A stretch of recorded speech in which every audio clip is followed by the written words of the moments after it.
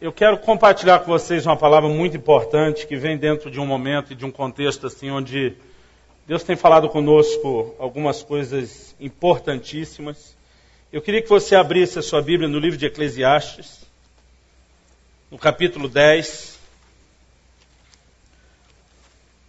Lembrando que o nosso propósito nas terças-feiras, nas reuniões do Tadel, que significa a sigla Treinamento Avançado de Líderes, é principalmente equipá-lo para o ministério. Não quer dizer que as ministrações estão só voltadas ao ministério.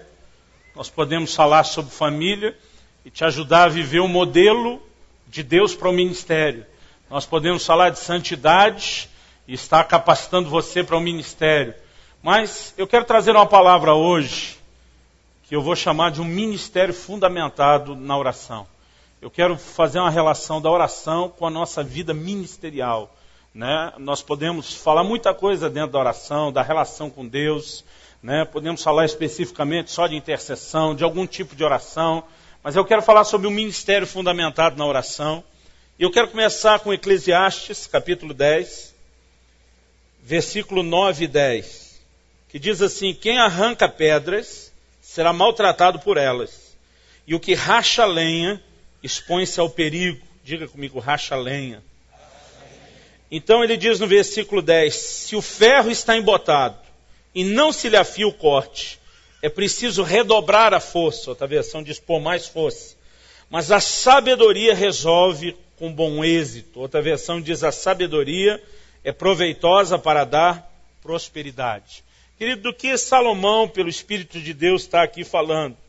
Ele está dizendo que aquele que racha lenhas e tem na sua mão um machado, que é a ferramenta para executar o seu trabalho, se o ferro estiver embotado, se o machado estiver sem fio, né, sem corte, então ele vai gastar muito mais força e podemos dizer e acrescentar, ele vai gastar mais tempo para executar o seu trabalho. Quando o texto termina dizendo a sabedoria é proveitosa para dar prosperidade, está dizendo que é sábio você tirar um pouco de tempo do trabalho de rachar lenha para gastar esse tempo, investir esse tempo afiando o seu machado. Existe uma frase muito conhecida que é atribuída a Abraham Lincoln. Ele disse, se eu tivesse 8 horas para derrubar uma árvore, passaria 6 horas afiando meu machado. E eu creio que ele fez sucesso em cima de uma declaração bíblica, né? A Bíblia diz que a sabedoria é proveitosa para dar prosperidade. E muitas vezes eu tenho visto algo, principalmente da parte de pastores, cujo ministério cresceu, que eles estão muito envolvidos com muita coisa, com muita atividade. A gente ouve muito uma frase, eu estou ocupado demais para orar.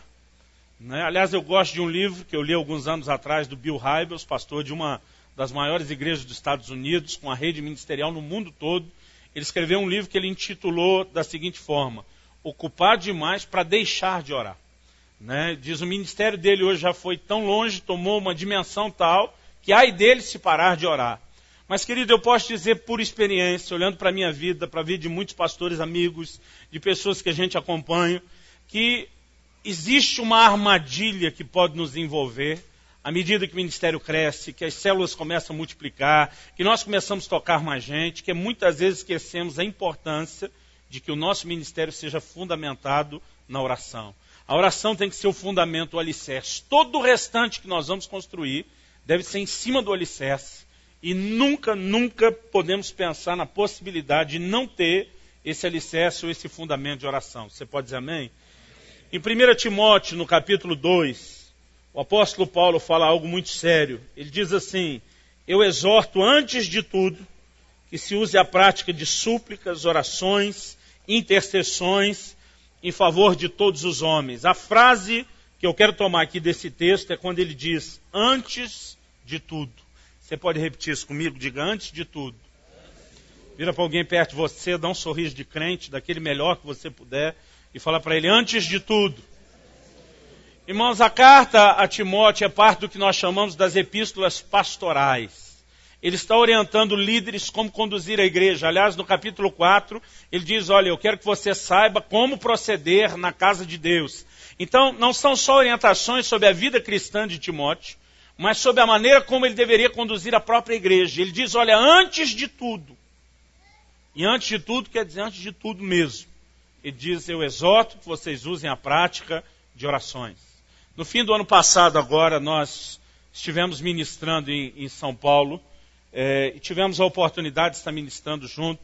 Eu já passei esse DVD no Retiro de Líderes, né, junto com um irmão muito querido, que é o Dwayne Roberts. Ele é de Kansas City, né, da Casa de Oração. Muitos conhecem pela internet lá a Sala de Oração do IHOP. E eles já estão há quase 12 anos orando 24 horas por dia, 7 dias por semana, ininterruptamente. E eu disse para ele, tivemos uma conversa semana no Skype, o quanto aquela mensagem nos impactou, não no sentido de ter novidade. Eu falei, talvez tenha uma coisa, né, que ele mencionou ali, que isso eu nunca ouvi ninguém falar, mas a autoridade que eles têm para falar a respeito do assunto. E no fim do ano nós já vimos debaixo de uma ação de Deus muito forte, nos incomodando em relação a isso. E eu lembro que nós tivemos uma reunião com o presbitério falando sobre a necessidade de gastar tempo em oração, né? O que a gente, não é que não estava fazendo, mas eu creio que não estávamos fazendo como devemos fazer. E quando tivemos aquela reunião falando sobre o tempo diário, as horas que a gente gostaria de investir em oração, eu lembro que um dos pastores disse, olha, não tem como a gente fazer caber essa quantidade de oração na nossa agenda. E eu lembro que eu falei o seguinte, é porque nós começamos a agenda pelo lado errado. Nós decidimos tudo que íamos fazer para tentar fazer a oração caber depois. E sabe, querido, eu diria que a vida de oração é algo parecido com o dízimo. Se você não separa logo no início do orçamento isso, vai ser difícil você conseguir fazer depois. E nós decidimos que nós iríamos reprogramar as nossas agendas, a agenda da igreja, a partir da decisão de fazer da oração uma prioridade. E tem sido algo muito precioso. Nós estamos pagando um preço caro por algumas decisões que tomamos em relação a isso. Por exemplo, nós ainda não retomamos a escola bíblica e ainda não sabemos quando vamos fazer isso. Talvez esse ano a gente vai ficar só com Tadel sem escola bíblica. Irmãos, para alguém que é conhecido por um ministério de ensino como eu, ficar sem escola bíblica é uma coisa que você não faz ideia do quanto me dói. Mas nós começamos a partir da oração, começamos a tomar vários princípios que nós, né, tomamos a decisão de dizer isso vai funcionar primeiro. E não apenas temos nos dedicado muito em fazer isso, mas temos sentido da parte de Deus de encorajar bastante os irmãos. É por isso que eu quero trazer essa palavra hoje, e eu creio que isso vai ajudar o seu coração. Jesus começou o seu ministério já separando um longo período de jejum e oração. Jesus orou muito durante os dias do seu ministério, né? Paulo ordenou a igreja antes de tudo orar. Então eu quero estabelecer assim como, né, para nós isso é elementar, que a oração ela é o alicerce, o princípio de tudo que nós fazemos. Você pode dizer amém? Fala para alguém ao seu lado, oração é o alicerce e o princípio de tudo. Amém. Então, para variar, querido, eu quero compartilhar uma mensagem de 3 pontos. O primeiro deles, eu quero falar sobre a vida de oração de Jesus e dos apóstolos. Rapidamente, eu não vou nem explicar muita coisa, eu só quero que a gente passe por alguns textos bíblicos. Isso não só desperte a nossa consciência, lembre daquilo que eles faziam, mas que a gente possa ver quantos textos bíblicos, na verdade, falam sobre isso. Em segundo lugar, eu quero enfatizar que o ministério tem que produzir, ele deve produzir frutos sobrenaturais. Nossos resultados não podem ser meramente humanos, não podem ser meramente naturais, e sem oração nós não produzimos resultados sobrenaturais. Em terceiro lugar, eu vou terminar falando a respeito do que a oração produz em relação ao ministério. E eu quero destacar algumas dessas coisas. Em primeiro lugar, eu vou falar da vida de oração de Jesus e dos apóstolos. Eu quero citar uma frase de Charles Spurgeon, foi considerado o príncipe dos pregadores. Ele disse assim, nenhum de nós pode saber como somos pobres em comparação com o que poderíamos ser se vivêssemos habitualmente mais perto de Deus em oração. Eu quero começar por Jesus. Abra sua Bíblia, eu vou concentrar principalmente no livro de Lucas. Os textos falam sobre a vida de oração de Jesus. Lucas capítulo 3. versículo 21, diz assim: aconteceu que ao ser todo o povo batizado, também o foi Jesus.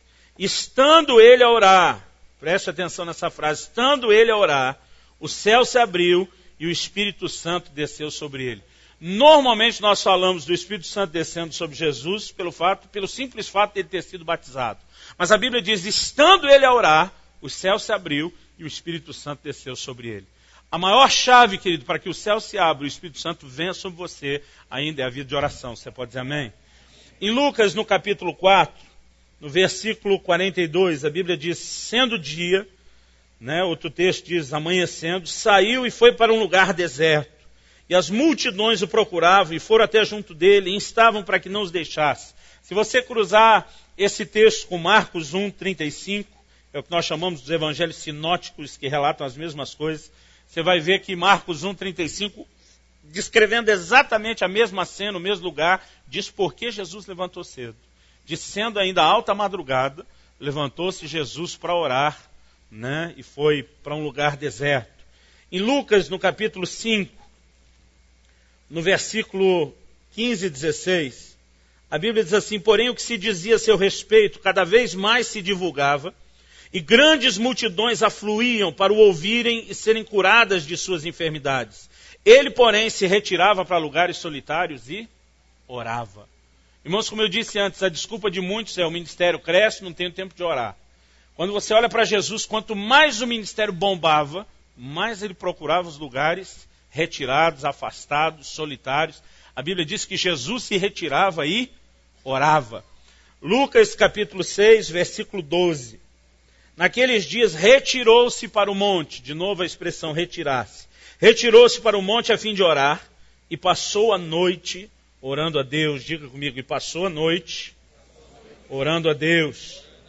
Irmãos, não precisa responder a pergunta, só pense nela. Qual foi a última vez que você gastou a noite orando a Deus? Lucas capítulo 9, versículo 18. Diz assim, estando ele orando à parte. Irmãos, perceba isso, lugares desertos, solitários, retirou-se, aqui diz à parte. Estando ele orando à parte, achavam-se presentes os discípulos a quem perguntou. Versículo 28. Cerca de 8 dias depois de proferidas essas palavras, tomando consigo a Pedro, João e Tiago, subiu ao monte com o propósito de orar. A Bíblia diz, enquanto ele orava, eu mencionei aqui domingo, querido, que o ambiente onde nós vamos ter experiências com Deus é um ambiente de oração. A Bíblia diz, enquanto ele orava, as suas vestes resplandeceram. A Bíblia fala de uma visão extraordinária, mas isso acontecia sempre num ambiente de oração. Lucas capítulo 11, versículo 1. De uma feita estava Jesus orando em certo lugar, e quando terminou, um dos seus discípulos lhe pediu, Senhor, ensina-nos a orar. E daí nós vamos, querido, passando por todos os textos, fala de Jesus orando, o que ele ensina sobre oração, até terminar com uma ênfase especial do Getsemane, onde ele está num lugar à parte, reservado para orar, e é onde ele está desafiando os discípulos, dizendo, por nenhuma hora vocês puderam velar comigo. Eu tenho a impressão que o mínimo que ele espera de cada um de nós é uma horazinha de oração. Eu acho que esse é o mínimo que nós podemos dar e ofertar para o Senhor. Então, em Lucas 22, de 40 a 46, depois você pode conferir, o texto fala de Jesus no Getsemane orando, e chamando os seus discípulos a estarem juntos em oração. Agora vamos para o livro de Atos, e eu quero ficar só no livro de Atos por enquanto, e falar da vida de oração da igreja, de uma forma geral, e depois eu quero destacar 2 personagens que aparecem muito nessa narrativa do livro de Atos, que é o apóstolo Pedro e também o apóstolo Paulo. Atos capítulo 1, versículo 14, diz assim, todos eles perseveravam unânimes em oração, com as mulheres, com Maria, mãe de Jesus e com os irmãos dele. Diga comigo, perseveravam em oração. Amém. Depois a Bíblia diz, em Atos 2, 42, perseveravam na doutrina dos apóstolos, na comunhão, no partir do pão e nas orações. De novo a Bíblia fala sobre perseverar nas orações. Irmãos, essa ideia de perseverar, não quero explorar isso aqui hoje, me dá a entender que a oração não é algo só espontâneo, Não é algo que você faz só com o coração cheio de vontade, mas é uma disciplina a qual a gente se dedica e a gente insiste em prosseguir fazendo. Você pode dizer amém? Atos, capítulo 12, versículo 5. A Bíblia diz: Pedro, pois, estava guardado no cárcere, na prisão, mas havia oração incessante a Deus por parte da igreja a favor dele. Diga comigo, oração incessante. Irmãos, isso aqui é uma chave tremenda. Pedro sai da prisão de madrugada, a casa que ele procura e chega, os irmãos estão reunidos orando, mesmo de madrugada. Então, essa oração incessante, eu creio que a Bíblia está falando mesmo que 24 horas por dia, né? Não creio que todo mundo ficava ali sem parar, mas no mínimo eles se organizaram em turnos e havia oração ininterrupta fluindo a Deus em favor de Pedro, de modo que ele experimentou ali um grande milagre de Deus na sua vida. Atos 12 ainda, versículo 12, diz assim: considerando ele a sua situação, resolveu ir à casa de Maria, mãe de João, cognominado Marcos, onde muitas pessoas estavam congregadas e oravam. Irmão, já pensou você saber, na condição de Pedro, saiu da prisão, que você sabe, pode bater na cara dos irmãos sem acordar nem incomodar ninguém, porque estão orando, inclusive em seu favor. Aleluia.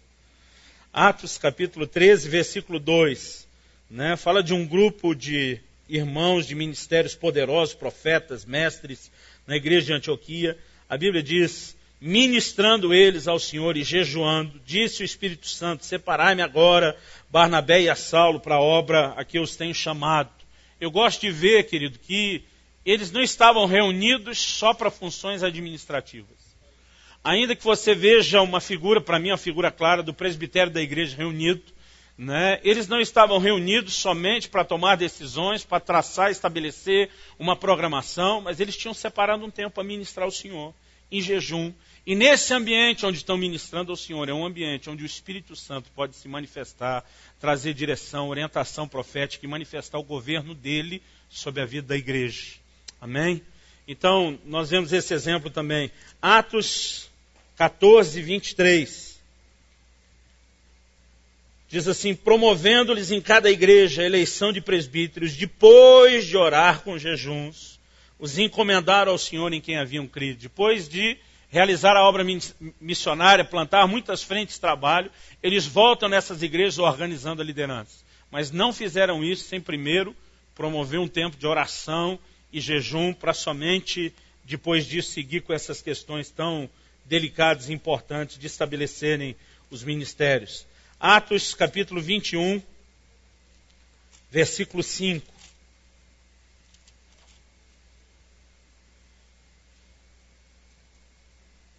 Passados aqueles dias, tendo-nos retirado, prosseguimos viagem, acompanhado por todos, cada um com a sua mulher e filhos, até fora da cidade, aonde ajoelhados na praia oramos.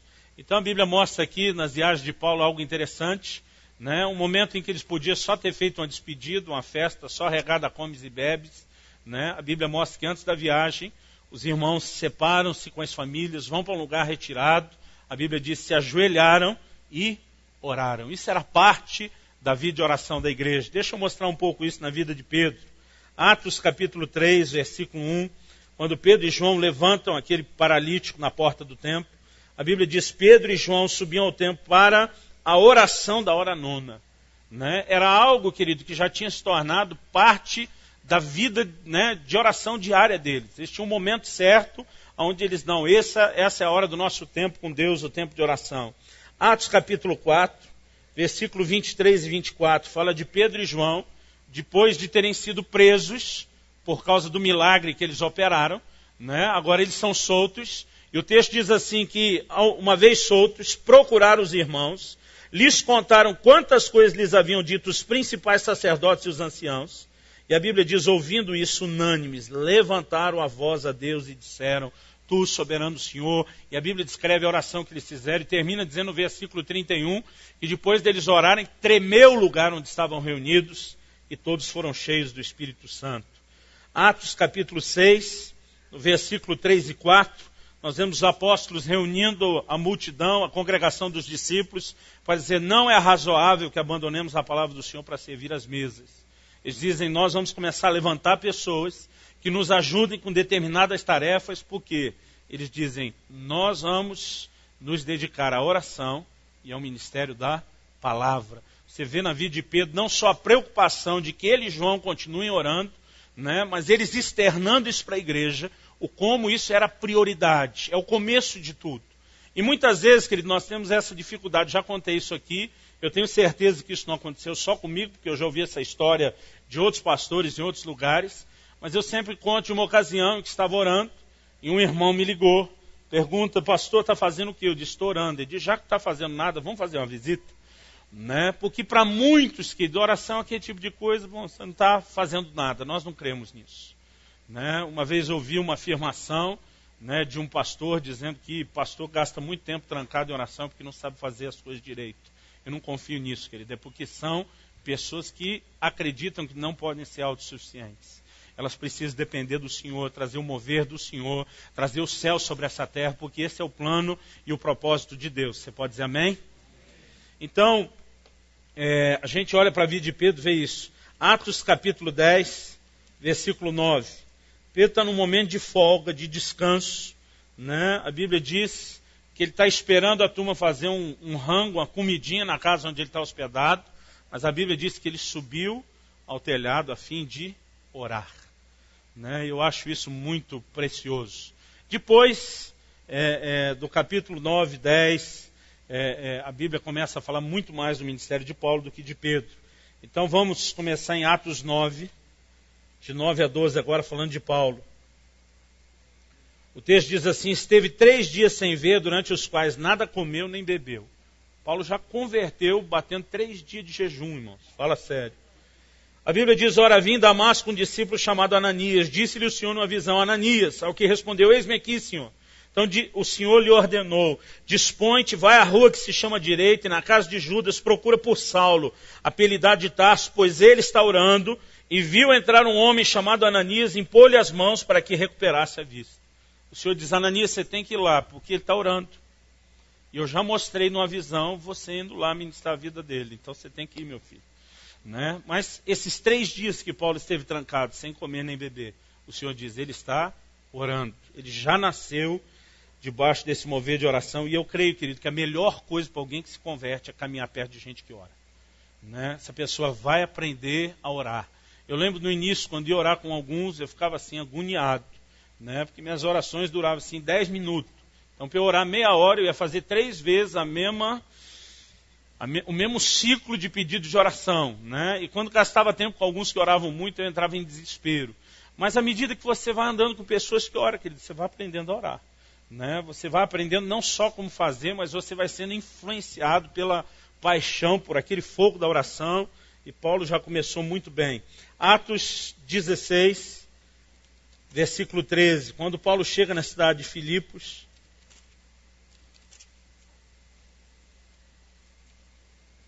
a Bíblia diz assim, no sábado saímos da cidade para junto do rio. Saímos da cidade para junto do rio, onde nos pareceu haver um lugar de oração. Né? A Bíblia diz que a primeira coisa que fazem ao chegar na cidade, antes de começar a igreja, né, antes de formalizar qualquer coisa, vamos achar um lugar de oração. Né? Isso mexe comigo. Depois, quando foram presos por estar pregando o evangelho na mesma cidade, a Bíblia diz, lá pela meia-noite, né, está um silêncio só no cárcere. Só tem 2 que não ficam quietos. A Bíblia diz, Paulo e Silas oravam e cantavam louvores. Né? Eu acho impressionante como essa característica de oração, independente das circunstâncias, como isso era algo presente na vida deles. Né? Então, a gente vê isso no versículo 25 de Atos 16. Atos capítulo 20, versículo 36. Tendo dito essas coisas, ajoelhou-se e orou com todos eles. Né? Paulo reúne com os presbíteros de Éfeso, tem uma conversa, e antes de ir embora, a Bíblia diz que ele separa um tempo de oração. Atos 22, versículo 17. Tendo eu voltado para Jerusalém, enquanto orava no templo, sobreveio-me um êxtase, e vi aquele que falava comigo. Ele tem uma visão do próprio Jesus. Apressa-te, sai logo de Jerusalém, porque não receberão o teu testemunho a meu respeito. Né? O que Paulo estava fazendo no tempo? Orando. Né? Então, é evidente, querido, que você olha para Jesus, para a igreja, para os apóstolos, eles viviam uma vida intensa de oração. Você pode dizer amém? Segundo lugar, o ministério deve produzir frutos sobrenaturais. Eu quero fazer uma citação de um outro gigante da oração, E.M. Bounds, eu não tenho certeza se é assim que fala o nome dele, Marcos. Bounds. Se não for, rebatizamos ele hoje, aleluia. Ele diz, quem não faz da oração um importante fator em sua vida, é fraco na obra de Deus e impotente para projetar a causa de Deus ao mundo. Quem não faz da oração, vou repetir, um importante fator em sua vida, é fraco na obra de Deus e impotente para projetar a causa de Deus ao mundo. Para que a gente produza resultados, querido, no reino espiritual, nós vamos ter que viver uma vida de oração. Você pode dizer amém? Vira para o irmão ao seu lado e fala para ele, não tem jeito, temos que orar. Queridos, no Salmo 127, de 1 a 3, nós temos um texto para nós, é muito importante, que fala sobre edificar com a bênção de Deus. A Bíblia diz, se o Senhor não edificar a casa, em vão trabalham os que edificam. Se o Senhor não guardar a cidade, em vão vigia a sentinela. O texto ainda chega a dizer o seguinte, não adianta só você se dedicar, ralar, suar a camisa. O texto diz, inútil vos será levantar cedo, repousar tarde, comer o pão de dores. A Bíblia diz, porque aos seus amados Deus dá até enquanto dormem. Deus está mostrando, querido, que os resultados que nós devemos produzir no ministério não é a gente sozinho. Eu fico impressionado de vez em quando, como tem, se existe por um lado crente com baixa autoestima, tem outros que têm uma autoestima altíssima. Eles acreditam que são tão bons, que eles não precisam nem de Deus. Eu tenho conversado de vez em quando com alguns, eles acreditam, não, é a minha dedicação, é o meu trabalho. É lógico que nós vamos nos dedicar, querido, mas nós precisamos entender que nós temos que edificar com a bênção de Deus. Você pode dizer amém? E isso é algo que nós temos forte no coração. Eu quero te mostrar alguns textos no livro de Atos. Já falamos disso aqui quando falamos sobre crescimento, mas eu quero reenfatizar isso, que o crescimento ele precisa acontecer pela intervenção de Deus. Por favor, diga amém. Em Atos 2:47, a Bíblia diz assim, enquanto isso, a Bíblia fala do que o povo e os apóstolos faziam, como perseveravam na oração, na doutrina dos apóstolos, louvavam a Deus. Enquanto isso, enquanto eles faziam tudo isso, a Bíblia diz, acrescentava-lhes o Senhor dia a dia os que iam sendo salvos. Quantos querem ver os acréscimos de Deus? Digam amém. Atos capítulo 4, versículo 29 e 30. Eles estão orando e eles dizem assim a Deus, agora, Senhor, olha para as suas ameaças e concede aos teus servos que anunciem com toda intrepidez a tua palavra, enquanto estendes a mão para fazer curas, sinais e prodígios por intermédio do nome do teu santo servo Jesus. Eles tinham a consciência, Senhor, enquanto nós pregamos a palavra, que o Senhor estenda a tua mão, que haja um respaldo sobrenatural, que não seja apenas a gente evangelizando sozinho. Você percebe que eles gastavam tempo orando para atrair essa intervenção de Deus. Atos capítulo 9, versículo 31. Esse texto me chama muito a atenção, eu confesso, desde a minha adolescência.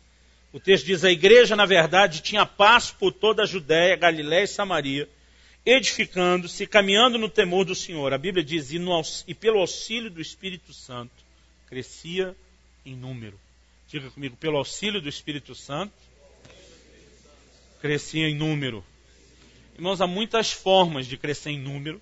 Nós acreditamos que a gente não deve ser motivado só pelos números, mas nós precisamos entender o coração de Deus pelos perdidos e desejar alcançar o maior número possível de pessoas.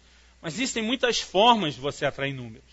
Tem muita gente hoje fazendo um bom marketing, um trabalho excelente em relação a isso, mas a Bíblia diz que pelo auxílio do Espírito Santo eles cresciam em número. E é dessa forma que nós queremos crescer e entendemos que a única forma de trazer esse nível de intervenção do Espírito Santo é por meio da oração. Você pode dizer amém? Terceiro lugar, eu quero falar sobre o que a oração produz. Eu quero citar mais uma frase muito forte a respeito da oração. Essa é uma citação de John Wesley. Ele diz, nos parece que Deus é limitado pela nossa vida de oração, ele nada faz pela humanidade, a menos que alguém o peça para fazê-lo. Né? É muito interessante, o Watchman Nee ensinava algo muito parecido. Na verdade, o Senhor Jesus nos ensinou a dizer: venha teu reino, seja feita a sua vontade. Eu vou repetir. Nos parece que Deus é limitado pela nossa vida de oração. Ele nada faz pela humanidade, a menos que alguém o peça para fazê-lo. John Wesley. Eu quero falar de 7 coisas, se você estiver anotando aí, que a oração produz, falando a respeito do ministério. Em primeiro lugar, o estabelecimento da vontade de Deus. Diga comigo, a oração traz a vontade de Deus. Vira para alguém perto de você e fala: a oração vai trazer a vontade de Deus. Então, queridos, em primeiro lugar, citei Mateus 6,10, um texto da oração do Pai Nosso, onde Jesus nos ensina a dizer: venha o teu reino, seja feita a tua vontade. Mas em 1 Timóteo 2, o texto que nós lemos, que diz: exorto antes de tudo que se use a prática de oração, intercessão, súplica por todos os homens. Ele diz também: pelos reis e pelos que se acham investidos de autoridade. Irmãos, vamos fazer uma pergunta. Por que Deus quer que a gente ore pelos governantes? Não é apenas pela vida pessoal deles. Não é apenas para que eles também possam ser salvos. Mas Deus quer manifestar o governo dele nessa terra. E Deus quer que haja abertura para que, por meio de pessoas que forem vestidas de autoridade, os seus planos e propósitos também possam se cumprir. E eu creio, querido, que a forma principal de trazer essa intervenção de Deus é mediante a oração. Eu não sou contra, querido, a mobilização política. Né? Eu quero deixar isso bem claro. Eu creio que os cristãos têm que estar sendo sal e luz em todas as áreas da sociedade, inclusive tem que se envolver na política, embora eu tenha uma certa dificuldade com ministros que deixam o ministério para se envolver. Eu acho que o cristão tem que estar lá e não necessariamente os pastores. Mas isso é minha opinião. Eu não tenho texto nenhum da Bíblia, mas tenho certeza que não vou mudar essa opinião. Aleluia. Se um dia eu me candidatar, vocês me matam, por favor. Perdão, gente. Eu deixei escapar isso. Estava dentro do meu coração, com certeza. Mas eu creio que por meio da vida de oração nós vamos trazer o estabelecimento da vontade de Deus, do plano de Deus. A vontade de Deus não se cumpre, querido, automaticamente. Embora Deus deseje que todos sejam salvos, é o que 1 Timóteo 2, 4 fala de maneira muito clara, nós precisamos orar para que as pessoas sejam salvas. E a oração por salvação nós já ensinamos aqui, querido, não é ficar dizendo Deus salva. Nós precisamos, querido, orar para que algumas coisas aconteçam no coração das pessoas, nas circunstâncias à volta das pessoas, naqueles que vão pregar a mensagem para essas pessoas. Mas nós precisamos entender que só por meio da oração nós vamos trazer o estabelecimento da vontade de Deus. E se você quer viver a vontade de Deus para o seu ministério, você tem que orar. É simples assim. Você pode dizer amém? Em segundo lugar, falando agora do seu ministério, daquilo que você exerce ou ainda vai vir a exercer, a oração, querido, é algo que é muito destacado na palavra de Deus como um elemento de proteção ao rebanho. Diga comigo, oração traz proteção ao rebanho. Vira para alguém perto de você e fala: oração traz proteção ao rebanho. Irmãos, vamos falar de Jesus, que é o sumo pastor. Em Lucas 22, 31 e 32, Jesus tem uma conversa com Pedro, estranha. E diz: Simão, Simão. Isso na tradução da Bíblia, na linguagem de hoje, do pastor Luciano Subirá. Né? Diz: Simão, Simão, o cão pediu para dar uma peneirada em vocês e ver o que sobra. Né? A versão de Almeida é mais bonita e diz: ele pediu para vos cirandar, ou peneirar como se peneira o trigo. Aí o que Jesus disse para Pedro? Eu roguei por ti, para que a tua fé não desfaleça. Jesus não está dizendo: olha, eu não vou deixar isso acontecer. Não é isso que Jesus está dizendo. Pelo contrário, diz: vai acontecer.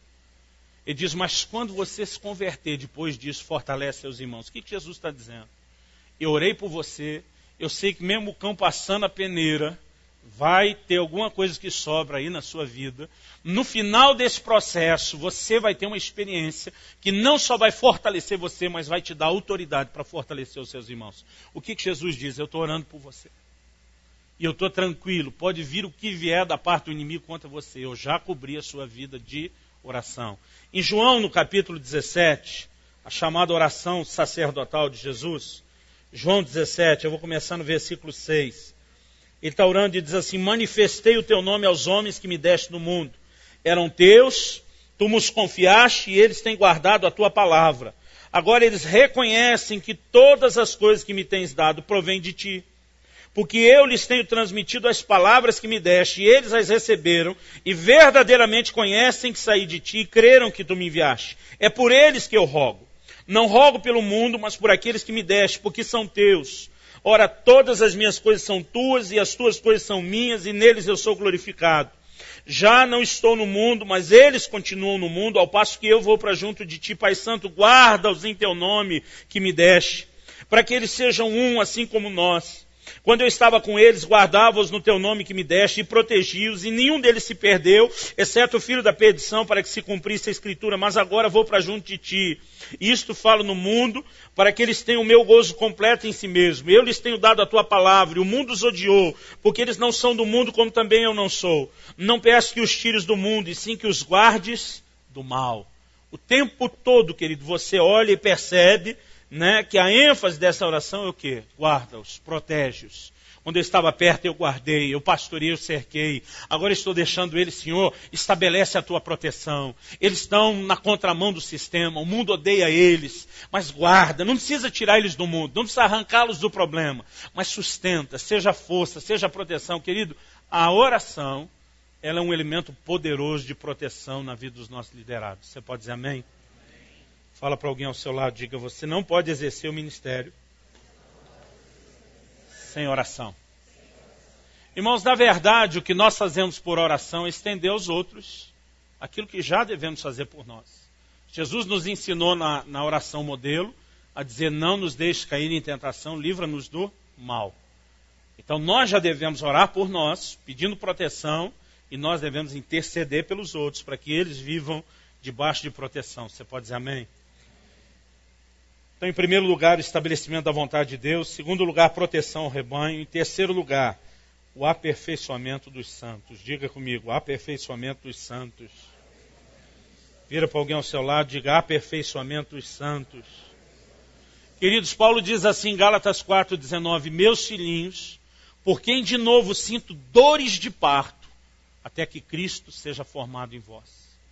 Eu quero algum dia que Deus nos dê a oportunidade de poder abordar aqui esse nível de intercessão, onde você sente dores de parto, onde você chora, geme, não tem palavras diante de Deus, você agoniza em oração pela vida de alguém. E Paulo está dizendo: meus filhinhos, por quem de novo, ele diz mais uma vez, eu estou entrando nesse nível por vocês. Efésios capítulo 1. Aliás, deixa eu dizer algo, querido, essas orações que eu quero ler aqui de Paulo, que Deus fez questão que tivesse registrado na Bíblia, eu acredito não só para que a gente saiba pelo que era orado, mas eu acredito que isso pode ser um modelo, pode ser algo que você pode orar pelos seus liderados. Abra a Bíblia, né, e você vai colocando o nome deles, e não estou te ensinando a rezar não, querido, tá? Aquela oração repetida, lida, não é isso. Mas você seguir um modelo que foi claramente revelado na Escritura. Olha o que ele diz, Efésios 1, a partir do 15. Por isso também eu, tendo ouvido a fé que há entre vós no Senhor Jesus e o amor para com todos os santos, não cesso de dar graças por vós, fazendo menção de vós nas minhas orações. Pelo que ele orava? Para que o Deus de nosso Senhor Jesus Cristo, Pai da glória, vos conceda espírito de sabedoria e de revelação no pleno conhecimento dele. Querido, uma das coisas que os crentes mais precisam é revelação de Deus. Tem um monte de gente que sabe um monte de coisa. Ele fez a lição de casa, ele foi na escola bíblica, a cabeça dele está cheia de informações no nível intelectual, mas muitos não têm a revelação, que é quando a verdade de Deus brilha, ilumina o seu íntimo, e nós temos que orar por revelação, amém? A Bíblia continua, Paulo continua e diz, pelo que ele orava: iluminados os olhos do vosso coração, para saberdes qual é a esperança do seu chamamento. Irmãos, tem muito crente que não consegue dimensionar a esperança do seu chamado. Né? Qual é a esperança do seu chamamento? Qual a riqueza da glória da sua herança nos santos? Quem você é e o que você tem?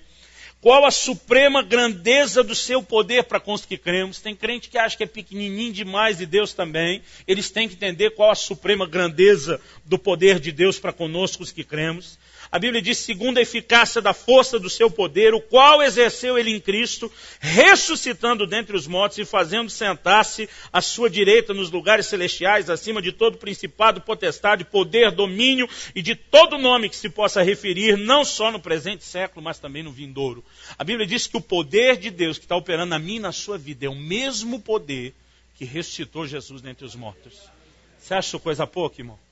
Mas a maioria de nós não mensura, não entende. A oração, ela vai levar essas pessoas a um lugar de compreender isso.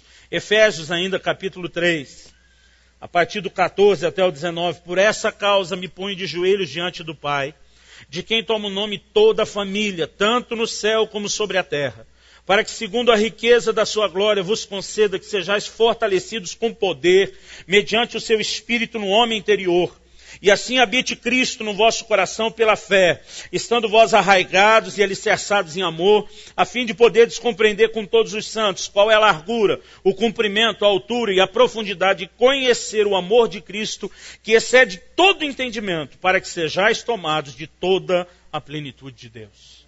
Ele estava dizendo que vocês têm que alargar o entendimento, porque o amor de Deus excede o entendimento. Ou seja, você nunca vai entender o amor de Deus por você só com a sua compreensão. Então Paulo diz, eu oro para que vocês possam entender a largura, a altura, a profundidade, o comprimento. Ele está falando de todas as dimensões. Ele diz, nós precisamos entrar num lugar de compreensão. Como, querido? Eles geravam isso por meio de oração, não só do ensino, mas por muita oração. Filipenses capítulo 1, de 9 a 11. Paulo, orando pelos irmãos, diz, também faça essa oração, que o vosso amor aumente mais e mais, em pleno conhecimento e toda a percepção. Nós tem líder que fica reclamando dos seus liderados. É tudo um povo sem amor. Em vez de você gastar o seu tempo reclamando, irmão, gaste o seu tempo orando, que o amor deles aumente mais e mais. Irmãos, nós cremos no ministério sobrenatural.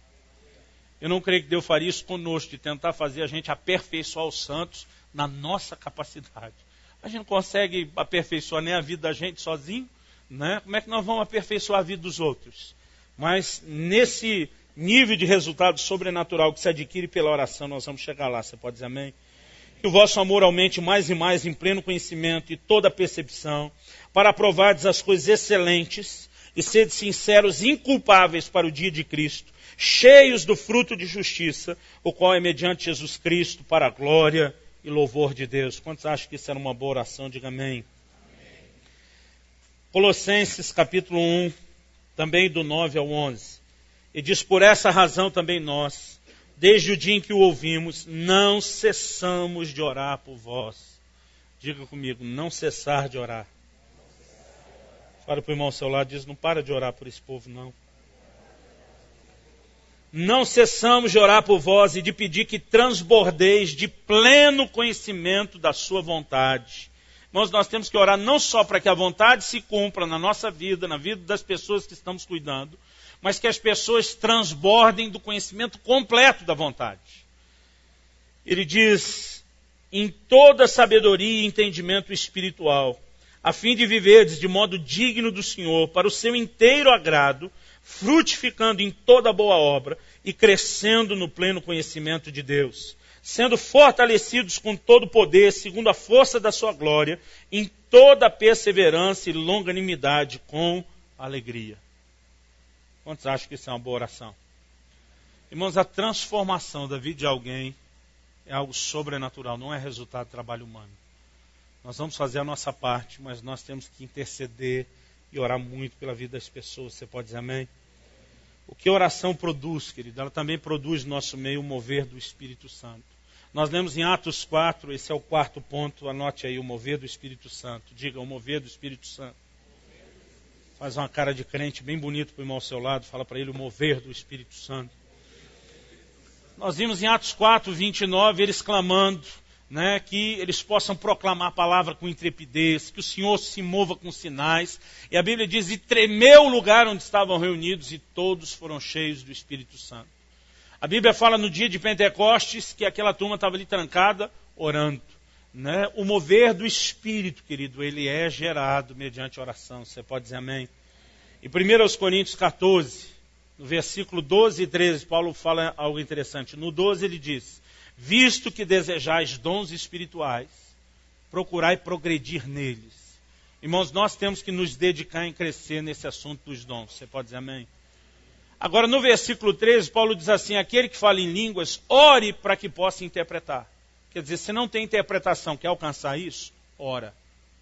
Como que se busca os dons, querido, do Espírito? Mediante oração. Como que se atrai o mover do Espírito? Mediante oração. Você pode dizer amém? Em quinto lugar, isso é muito importante, irmãos. Muito importante. Diga comigo, novos obreiros. Fala para o irmão ao seu lado, diz: a oração vai produzir novos obreiros. Irmãos, não achei na Bíblia nenhuma outra forma de conseguir ajuda que não seja oração. Teve uma hora que Moisés foi reclamar com Deus. Era uma oração que eu chamo assim de choração. Né? É aquele nível quando você já está reclamando. E ele disse: Senhor, é muito pesado, é difícil demais carregar esse povo. E ele está lá diante de Deus dizendo: não dou conta sozinho, eu preciso de ajuda. Deus diz: eu vou tirar do Espírito sobre você, vou repartir com 70. Essas coisas que acontecem no ambiente de oração. A Bíblia diz que Jesus passou a noite inteira no monte orando a Deus. E ele levanta pela manhã para escolher os seus discípulos. Porque em oração, querido, você vai gerar os novos ministérios. Você pode dizer amém? Em Mateus 9, 28, Jesus diz: a seara é grande, os ceifeiros, os trabalhadores são poucos. Ele diz assim: rogai ao Senhor da seara que envie trabalhadores para a sua seara. Nós vamos gerar, querido, novos líderes debaixo de oração. Você pode dizer amém? Nós podemos orar por pessoas específicas e nós podemos orar por aqueles que nem sabemos. Muitas vezes é assim que nós, os pastores, oramos.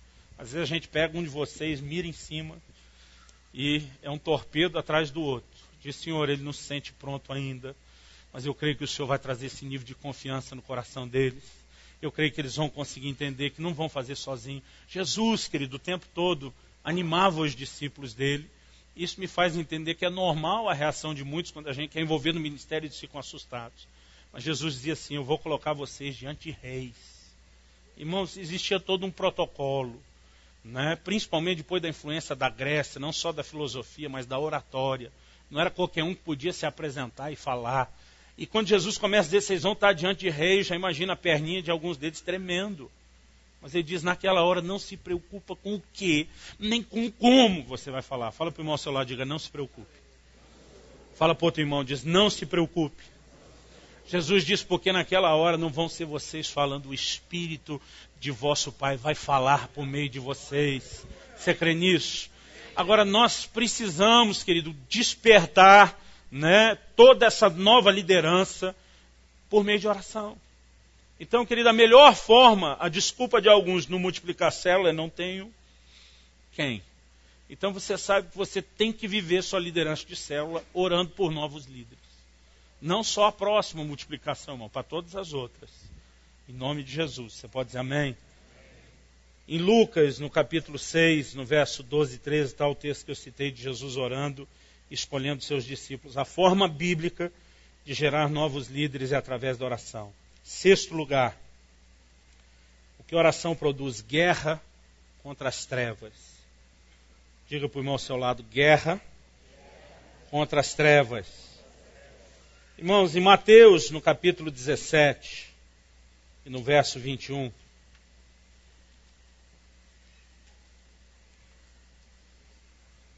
Jesus diz assim: mas essa casta não se espelhe senão por meio de oração e de jejum. Deixa eu dizer algo para você, querido. Existe, por meio da oração, um nível de guerra que nós travamos contra o reino das trevas. Não quer dizer que se você orar, você tem mais autoridade. A autoridade que nós exercemos contra o reino das trevas é a autoridade do nome de Jesus. O que eles têm que respeitar é o nome de Jesus. O fato de você orar mais não aumenta o poder do nome de Jesus, e se você não orar, não diminui. Mas a sua capacidade de representá-lo e de expressar essa autoridade muda. Irmãos, é impressionante o que o jejum faz. Nós estávamos na reunião mensal nossa aqui com os pastores que caminham juntos, e eu citei como exemplo aqui um dos pastores nossos que Depois ele vê um amigo nosso em ação no Ministério de Libertação, ele olhou para mim e falou, cara, eu não entendo nada, eu não sei nada desse negócio, mas eu vou aprender. Ele foi embora naquela noite, né, e quando chegou em casa ele tomou uma decisão, ele não comeu mais nada, ficou só na água por 2 semanas. No 14º dia, irmãos, ele voltou para o culto na igreja. Ele disse que nunca viu tanto encapetado na vida dele como aquele dia, né? Ele falou, cara, tava tudo na minha igreja, né? Ele diz a diferença de antes e depois do jejum não era eles, era eu. Mas eu creio que quando nós nos intensificamos, querido, na consagração por meio da oração e do jejum, nós vamos entrar num nível diferenciado de batalha. Você pode dizer amém? Jesus falou a mesma coisa em Marcos, no capítulo 9, no versículo 29. Né, os discípulos perguntam por que não conseguiram expulsar determinado demônio. Jesus respondeu, essa casta não pode sair senão por meio da oração e do jejum. Mas eu quero dar um outro texto bíblico que para mim é importante. Irmãos, eu respeito muita gente que pensa diferente da gente. Nós não temos a pretensão nem de achar que é só a gente que sabe tudo. Tem alguns ministérios assim que eles acham que eles estão no controle de qualidade do reino de Deus. Eles decidem quem serve, quem não serve, quem presta, quem não presta. Sabe, ninguém pode se dar a esse luxo. A Bíblia é muito clara em mostrar que Deus trabalha nas diferenças. Né? Paulo diz a respeito de Pedro que Deus operou eficazmente nele o ministério da circuncisão, mas em Paulo da incircuncisão.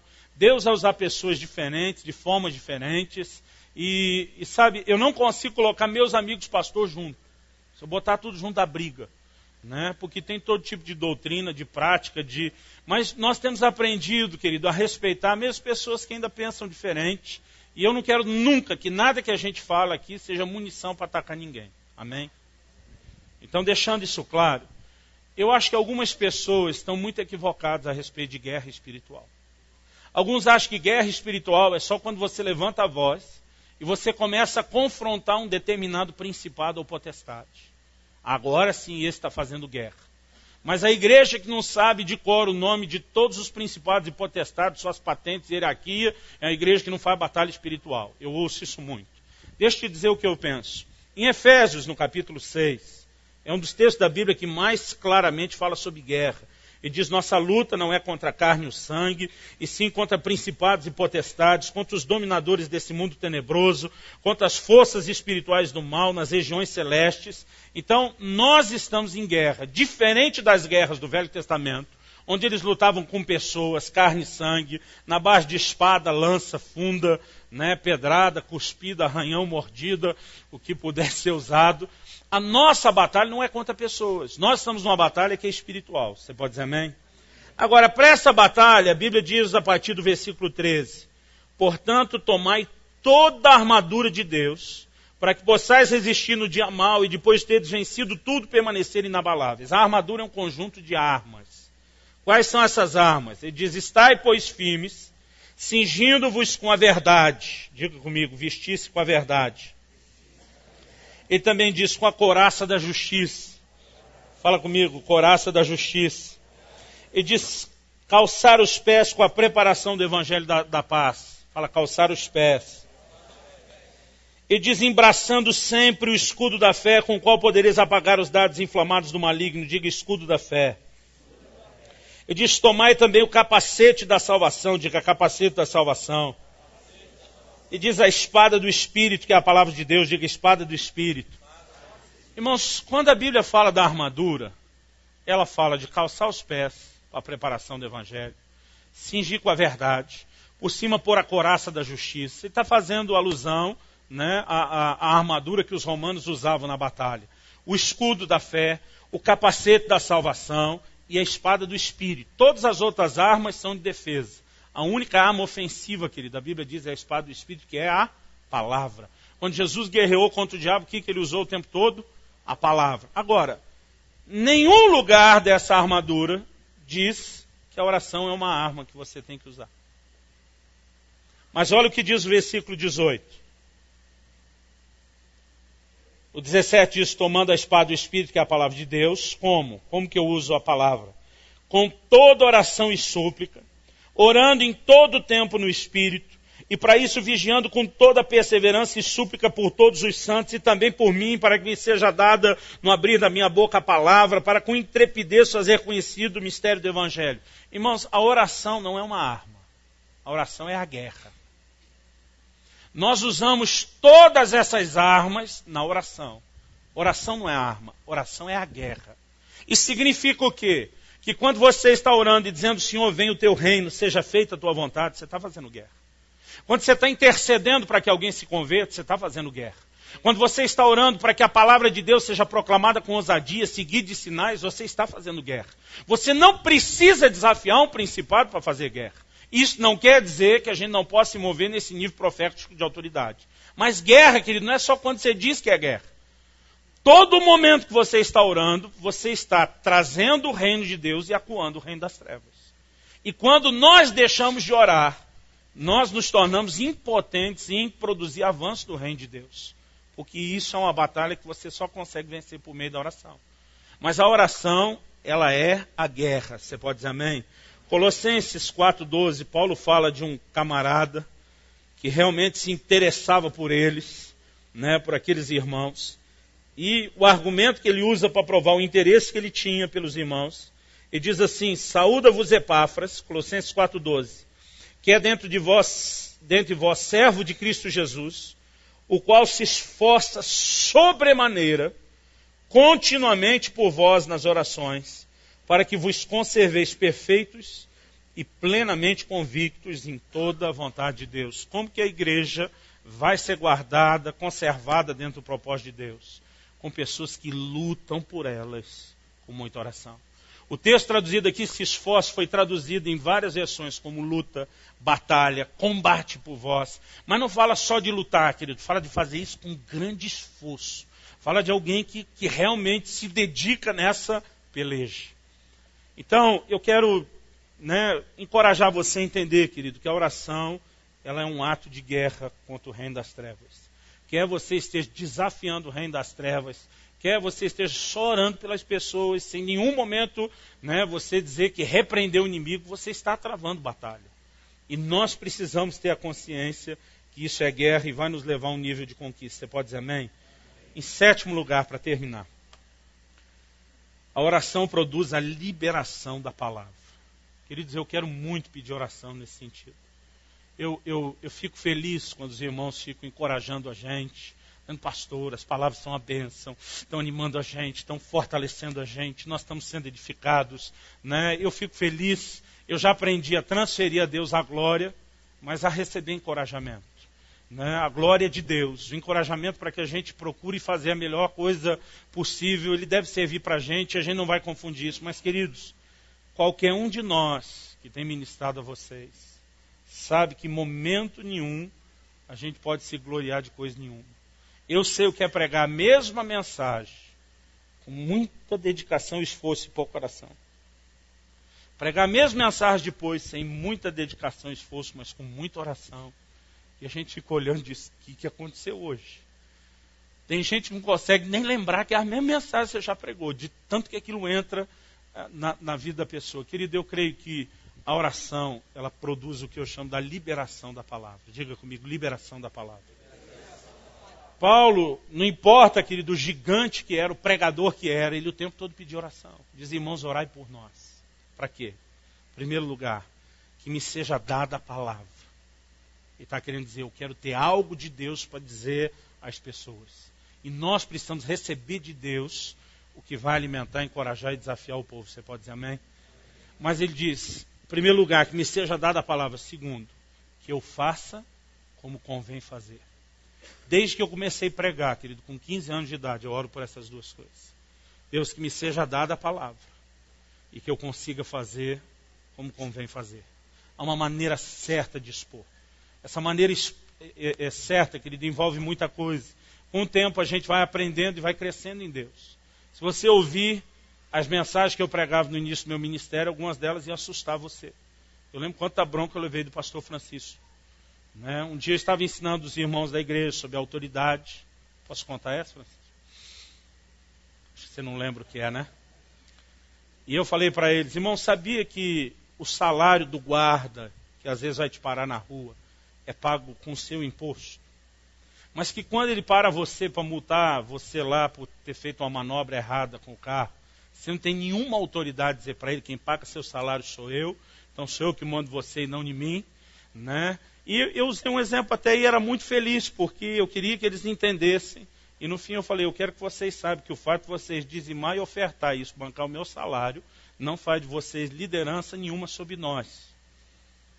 Irmãos, pensa como a gente era educado.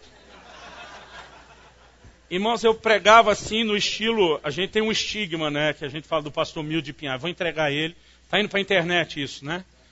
Hã? Não deu? Vou jogar no ventilador. O Milton um dia está aconselhando ele junto com a Vivi, uma moça, ela diz, o meu problema, pastor, é que eu vivo junto com meu namorado e tem hora que ele me irrita e eu dou nele. Quando ela falou isso, ele diz, ainda bem que você não vive comigo, que eu te rachava no meio. Agora imagine, irmãos, o Milton com aquele tamanho, com a mão grandona que ele tem falando isso. A moça nunca mais apareceu na igreja. Né? E isso virou assim entre os pastores, a gente olha para ele e diz, racho no meio. Né? Mas era assim o estilo de ministério que nós começamos. Um dia eu estou pregando num evento, isso foi em outra cidade, era um evento grande num ginásio. Mas era assim uma festa, juntaram várias igrejas. E eu estou orando a tarde toda, que me seja dada a palavra, que me seja dada a palavra. E de repente o Senhor me deu uma palavra de correção, de confronto, aquela de juízo. E eu passei, irmão, mais uma hora tentando convencer Deus que não era o melhor dia, que não era a hora, que não era eu que deveria falar aquilo. E o Senhor me disse, eu quero que você fale sobre essas verdades e ponto final. Irmãos, eu só ganhei coragem e eu entrei assim com os dois pés no peito. Em meia hora, mais ou menos, de pregação, tudo que eu sentia, não só pela maneira como a gente observa o auditório, mas no meu espírito, é que não estava entrando nada no coração de ninguém. E aquilo foi me dando uma angústia. Eu falei, Deus, para que o Senhor me mandou pregar uma coisa que ninguém está recebendo? E quando eu fiz esse questionamento no meio da pregação, eu nem esperava uma resposta. A gente tem hora que pergunta por perguntar. Mas o Espírito Santo falou comigo claro. Ele disse assim, eu te disse o que falar, não como. Ele diz, o como apresentar essa verdade foi você que decidiu ter essa versão mal-educada. Eu fiquei apavorado no meio da mensagem. Eu falei, o que eu faço agora? Mas eu lembro assim, claro como fosse hoje. Aquela voz do Espírito Santo falou no meu íntimo assim, conta as histórias do café. E eu estava, na época, eu tinha ouvido as histórias sendo uma reunião de pastores, gente falando de coisas engraçadas no ministério, entrando no assunto de café. Você vai fazer um dia de visita pastoral, você termina o dia parecendo uma cafeteira ambulante, né? Tanto cafezinho que oferece. E o duro não é isso, o duro é quem não gosta de café. E os pastores contaram algumas histórias. Vocês me dão 5 minutos a menos supervisão para eu contar as histórias do café? Sim. A primeira história é o seguinte, o pastor foi fazer uma visita, orou na casa e tal, e ele tentou se mandar rápido, mesmo que estava com pressa, mas ele já sentiu o cheiro do café que estavam passando na cozinha, ele não gostava de café, e tentou sair. A irmã disse, não, pastor, só um instante, antes do senhor sair, eu passei um cafezinho, eu queria muito o senhor tomar. Não faço questão de dizer, eu faço questão. E ele ficou assim, sem graça, e ela trouxe, e quando ele provou, disse que era um chafé, aguado, um negócio assim. E ela saiu para fazer alguma coisa, eu sei, não me lembro os detalhes da história, mas ele ficou meio sozinho. Ele estava assim no lado de fora da casa, de uma varanda, tinha o muro e do outro lado era um terreno baldio. Viu que tinha ninguém, não pensou duas vezes, jogou-lhe embora o café. Só que estava na mão com a xicrinha daquelas, que a porcelana fica dentro do suporte de metal. E quando ele foi jogar, foi-se a porcelana embora, e quando a mulher volta, ele está só com o negocinho de metal, né? E na hora que o Senhor me disse, conta as histórias do café, eu estava no momento da mensagem que eu falei, tem gente que acha que vai dar uma desperto com Deus e se safar. Quando veio esse negócio, conta as histórias, mas entrou assim certinho. Eu falei, tem gente que é que nem... E aí eu contei essa história. Irmãos, quando eu contei essa história, a reação do povo não foi que nem a de vocês aqui, assim, moderada, educada. O povo começou a rir. Mas assim, eu não sei se já foi assistir comédia no cinema. Se você não ri do filme, você ri de alguém que está rindo. Né? É um negócio assim, aquilo começou a espalhar. Antes deles se recuperarem, eu contei a segunda. A segunda foi um pouco pior que a primeira. O pastor pegou a xicrinha de café, não era essa de metal com a porcelana dentro, era só ela inteira de porcelana. Mas assim, a turma na sala deu uma bobeada, ele estava sentado assim, atrás dele tinha um desses jardins de inverno. E ele pensou, eu vou regar uma planta já, ninguém vai nem perceber. O problema, irmãos, é que o vidro estava tão limpo que ele não viu que tinha um vidro. E quando ele jogou, aquele negócio correu tudo no vidro. Do lado dele, não tinha nem como esconder. Eu fico pensando o que o camarada explica depois disso. Mas a terceira foi a pior de todas. Só aconteceu numa favela de Campinas, perto do seminário presbiteriano, história verídica. Um desses filhinhos de papai que estava fazendo o seminário, tinha um estágio prático de evangelizar, e ele está num daqueles barracos 2x2, que mora 14, dorme em pé, né? Ele já está assim, todo desconfortável, a mulher bota a chaleira no fogão, e ele começa a acelerar o plano de salvação, orar com ela, né? Porque ele já vê ela passando café, mas não deu tempo, irmãos. Ele foi sair, ela disse, não, quero que o senhor tome um café. Não, não gosto muito. Ela falou, eu faço questão, o senhor me trouxe Jesus na minha vida, algo tão importante. E ele ficou assim, sem saída. Irmãos, nem xícara a coitada tinha. Ela pegou uma latinha de extrato de tomate, daquelas do elefante pequeno, lembra? Né? E serviu, ele disse que não tinha nem como segurar. Aquilo era um negócio assim, desconfortável de quente. E ele, né, a latinha não era nova, irmãos. Ele contando a história disse que ficou assim com muito nojo mesmo, e quando ela virou ele jogou pela janela. Daqui a pouco entra correndo e gritando, o filho da mulher, tá queimando, tá queimando, tá queimando. Eu estava brincando embaixo da janela e lavou o menino café quente. Irmãos, quando eu contei essa terceira história, foi um negócio assim no ginásio que eu não sei explicar, era muita gente rindo, muita gente rindo. E eu falei, assim são muitos de vocês. Irmão, só de contar a história do café, e a gente ri um pouquinho, e eu voltar um pouquinho mais light, nós tivemos outro resultado. Com o tempo, a gente vai aprendendo que existe uma forma de falar. Vocês já perceberam o quanto a gente diz, não estou aqui para te apontar o dedo, para condenar você, porque até a forma como você apresenta a verdade, querido, vai fazer diferença. Agora, não adianta a gente olhar para trás e dizer, há uma sabedoria com o tempo e você administrar isso só de forma humana. Há momentos que Deus quer te dar estratégias únicas para aquele momento, para aquele tipo de mensagem. Há momentos em que a forma de falar não é só a sabedoria ou a eloquência, é o fervor, a paixão. Há um lugar, querido, onde mesmo depois de você ter uma palavra de Deus, você precisa saber a forma correta de falar e de comunicar. Então, o que nós entendemos, querido? Uma pesquisa foi feita nas maiores igrejas em célula do mundo. E o fator principal que está presente nos que mais multiplicam célula não é o temperamento da pessoa, se é extrovertido ou introvertido, não é se é homem ou mulher, não é se o estilo é mais pastoral ou evangelístico. O fator principal que determina a multiplicação das células nas maiores igrejas do mundo, das mais diferentes culturas, é quanto tempo o líder da célula gasta em oração. Esse é o fator chave. Por quê? Desde o que vai acontecer na vida das pessoas até a forma como você vai ser um instrumento de Deus é afetado pela sua vida de oração. Você pode dizer amém? Vamos ficar em pé para parecer que está acabando.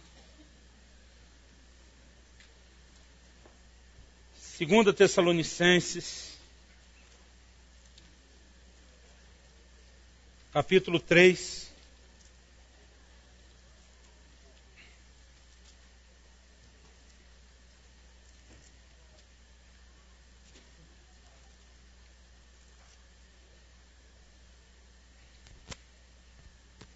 Versículo 1. Finalmente, irmãos, orai por nós, para que a palavra do Senhor se propague e seja glorificada, como também está acontecendo entre vós. Nós vamos orar para que a palavra se propague. E 2 Timóteo 2,9, o apóstolo Paulo diz assim, mas a palavra de Deus não está presa. E diz, eu posso estar na cadeia, a palavra de Deus não está presa. Né? Agora, ele era alguém preso, que a palavra do Senhor não estava presa. Alguns de nós são pregadores soltos, que a palavra está presa. Tem que ser liberada nas nossas vidas. E isso acontece também debaixo de oração. A oração, querido, é um fundamento para o nosso ministério. Você pode dizer amém? Antes de tudo, oração. Você pode dizer isso comigo? Diga, antes de tudo, oração. Irmãos, em 1 Tessalonicenses 5,17, a Bíblia fala sobre orar sem cessar. Em 2 Tessalonicenses 1,11, a Bíblia fala sobre não cessar de orar. Mas a verdade é que nós temos que ter uma vida contínua de oração. Você pode dizer amém? O orar sem cessar, querido, mostra que nós vamos orar em meio a outras atividades. Há momentos que nós temos que orar enquanto fazemos outra coisa. Mas a Bíblia também fala a respeito de fechar a porta e falar com o Pai em secreto. Nós precisamos aprender a investir no tempo a sós com Deus. A Bíblia fala sobre orar sozinho, mas fala de você concordando com outros em oração. A Bíblia fala de oração coletiva, de toda a igreja. Nós precisamos, querido, em todos os níveis, nos movemos em oração. Não orar, querido, em primeiro lugar é desobediência. Mas em segundo lugar, e eu não sei o que é pior desses dois pecados. Talvez o segundo seja pior. Eu creio que não orar, querido, é um pecado de orgulho, de autossuficiência. Alguém que tenta fazer a obra de Deus só na sua força, no seu braço, está dizendo, nós somos muito bons, e nós vamos conseguir fazer isso muito bem.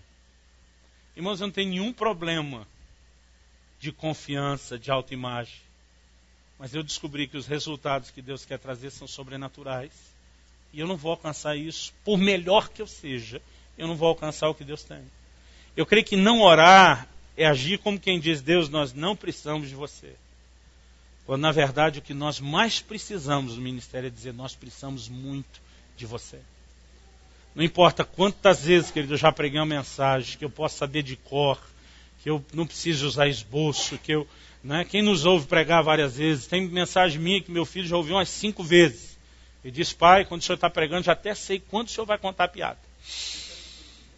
E às vezes ele fica fazendo isso para Kelly antes, para mostrar que ele sabe. Sabe, querido, não importa se você aprendeu como fazer algo. O resultado, ele vai ser determinado por meio de oração. E muitas vezes eu gasto tempo chorando diante de Deus, dizendo, por favor, eu preciso da tua graça, eu preciso da ação do Espírito Santo. Se o Senhor não abrir os olhos do povo, se o Senhor não trouxer a revelação, não adianta. Né? E sabe, querido, por meio da oração nós vamos gerar resultados. Nós não podemos viver um ministério que não seja baseado na oração.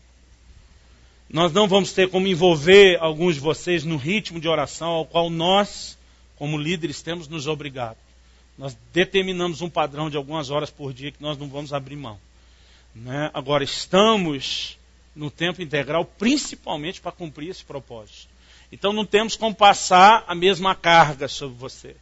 Mas, querido, eu sei que você pode orar um pouco mais. E eu sei que por meio da oração você vai conseguir muito mais. Mesmo que você só ore um pouco mais, eu tenho certeza que você vai conseguir ver muito mais da parte de Deus. Você pode dizer amém? Eu li uma frase muito interessante mesmo.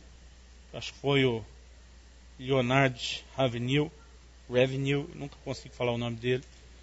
Diz assim, aquele que conseguir fazer com que os crentes orem, terá dado início ao maior avivamento que o mundo jamais viu. O que nós mais queremos, querido, como líderes, não é só engajar vocês no trabalho, mas é ajudar você a ver resultados sobrenaturais. É ajudar você a entrar no lugar em Deus onde você vai reconhecer, eu não estou trabalhando sozinho. Há momentos que a Bíblia diz que nós vamos cooperar com Deus. Tem hora que a Bíblia chama Deus de nosso cooperador. Chega uma hora, a gente não sabe mais nem quem está ajudando quem, irmão, mas nós entramos numa parceria tão tremenda. E vale a pena tudo aquilo que nós investimos para isso. Você pode dizer amém? Eu quero lançar esse desafio para que você gaste mais tempo orando pela sua célula, pelos seus liderados, por tudo aquilo que Deus te levar a fazer, pelos ministérios onde você está envolvido. Nós precisamos romper nessa área em nome de Jesus. Amém? Você recebe esse desafio em nome de Jesus? Então vamos orar. Eu quero que você levante sua voz a Deus e comece a dizer, Senhor, eu quero ser despertado pelo Senhor. Eu quero acordar para essas verdades. Eu quero ser iluminado pelo Teu Espírito. Eu quero entrar na revelação da importância da oração, de um novo entendimento a respeito da oração. Começa a falar com o Senhor agora, em nome de Jesus.